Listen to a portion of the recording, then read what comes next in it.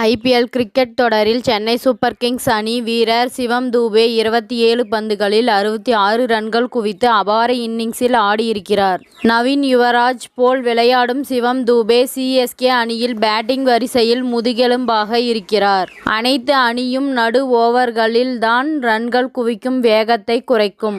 ஆனால் சிவம் தூபே சிஎஸ்கே அணியில் இருப்பதால் அதிரடியாக விளையாடி அணியின் ஸ்கோரை உயர்த்த முக்கிய காரணமாக இருக்கிறார். இந்த நிலையில் லக்னோ அணிக்கு எதிரான போட்டியில் சிஎஸ்கே அணி முதலில் பேட்டிங் செய்ய பணிக்கப்பட்டது. அப்போது சிஎஸ்கே கேப்டன் ருத்துராஜ் அதிரடியாக விளையாடி ரன்களை சேர்த்தாலும் மற்ற வீரர்கள் தடுமாறினர்.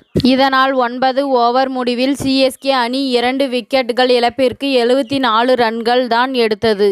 அதற்கு பிறகு களத்தில் வந்த சிவம் தூபே பட்டையை கிளப்பினார். சிக்ஸர் அடிப்பதை அல்வா சாப்பிடுவது போல் ஒரு பழக்கமாக வைத்திருக்கும் சிவம் தூபே லக்னோ அணியின் பந்து வீச்சை விரட்டி அடித்தார். குறிப்பாக லக்னோ வீரர்களின் வேகப்பந்து வீச்சை பலார் பலார் என்று அவர் சிக்ஸர் அடிக்க பந்துகள் அனைத்தும் பார்வையாளர்கள் மாடத்தில் விழுந்தது. சிவம் தூபே அதிரடி ஆட்டத்தால் 22 பந்துகளில் எல்லாம் அரை சதம் கடந்தார். தொடர்ந்து அதிரடி காட்டிய அவர் 27 பந்துகளில் 66 ரன்கள் குவித்தார். இதில் 7 இமாலய சிக்சர்களும் 3 பவுண்டரிகளும் அடங்கும். சிவம் தூபே இன்றைய ஆட்டத்தில் குறிப்பிட்ட ஒரு ஓவரில் மட்டும் 3 சிக்சர்கள் தொடர்ந்து அடித்து சிஎஸ்கே ரசிகர்களை மகிழ்ச்சியில் ஆழ்த்தினார்.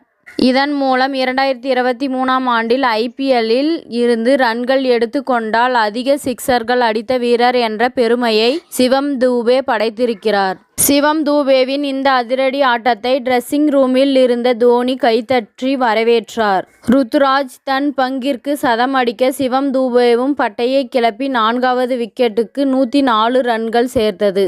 இதனால் சிஎஸ்கே அணி 20 ஓவர் முடிவில் 4 விக்கெட் இழப்பிற்கு 210 ரன்கள் குவித்துள்ளது. இத்துடன் இந்த செய்தி முடிவடைகின்றது. நன்றி, வணக்கம். மீண்டும் அடுத்த வீடியோவில் சந்திப்போம்.